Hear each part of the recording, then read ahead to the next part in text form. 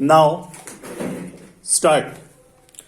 Mr. Vice Chairman, sir, I rise to support the Plantations Labour Amendment Bill brought up by the government for our consideration.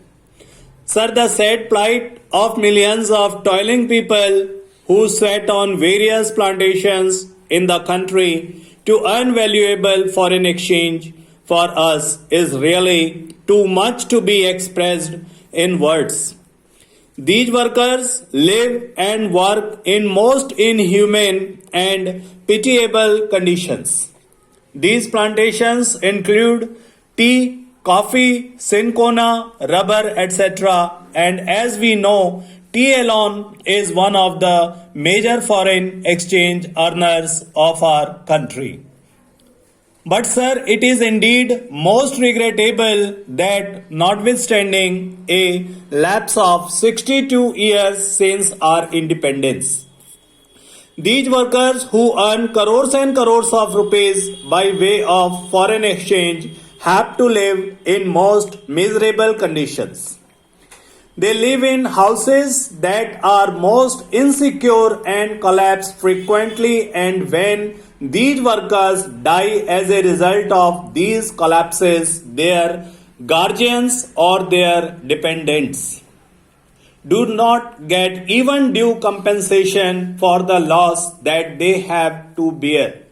Unhygienic living in distant and far-flung areas compounded with lack of medical and educational facilities make their life utterly miserable.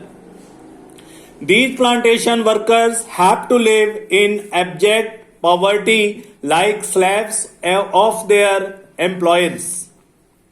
And as we know, most of these plantations are still foreign-owned establishments. Last vestiges of the colonial rule, the British rule, as I said, it is a matter of deep regret for all of us that despite enacting an act, the Plantation Labour Act 2001, we have not yet been able to effect any improvement in their conditions. I think the employers alone are not responsible for their miserable conditions, as we are also as much responsible as they are, because although we could enforce their enactment and we could improve their conditions much earlier, we have failed in doing so.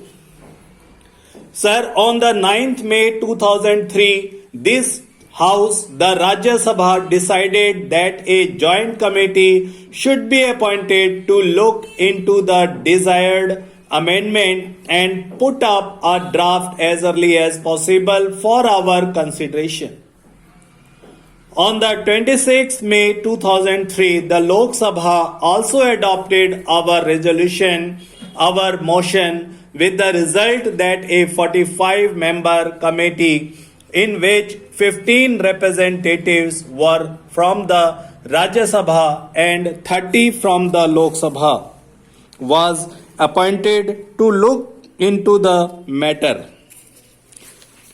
Now, sir, the committee has decided to submit the report on the last day of the 15th session of the Rajya Sabha. That was in 2003. But this committee had to be granted the exclusion of the report was ultimately available on the 3rd March 2005 at the time, as we all know, the so-called JP's movement of the total revolution was at its peak.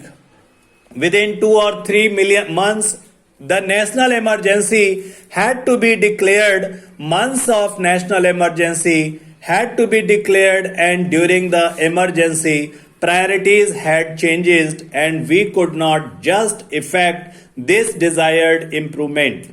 At that time, we could not bring about this legislation.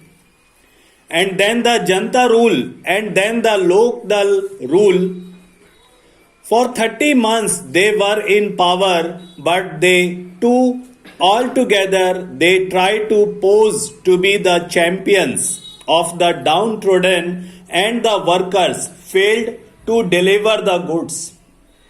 And that is why today we are going to consider the report of that committee that was presented to the government in 2005. Therefore, we are also equally responsible for not ameliorating their conditions and their plight. The committee had to consider 120 memoranda giving views and suggestions from the various unions and associations.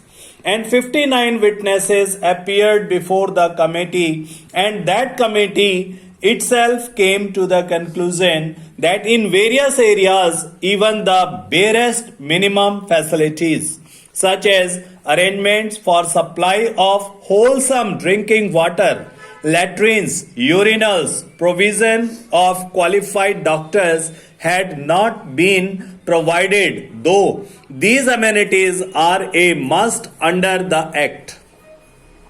The Act has been there, but we could not enforce it. We could not implement it only because the employers did not want it. They did not want to give to the workers due justice. Inadequacy of punishments that are awarded under the Act is not of the main impediments standing in the way of implementation of various welfare measures. Courts generally take a lenient view of the offences under the Act, and they let off the employers who are offenders with lighter punishment, which generally amounts to a fine of rupees 100. So the committee suggested amendment to section 36 of the Act.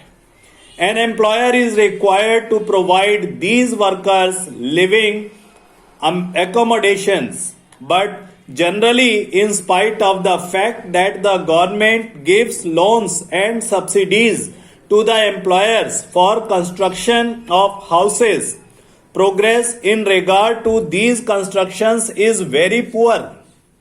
As I said earlier, very unhygienic and insecure houses are there where these people have to live. Even compensation to the workers in the event of the house collapse is not given.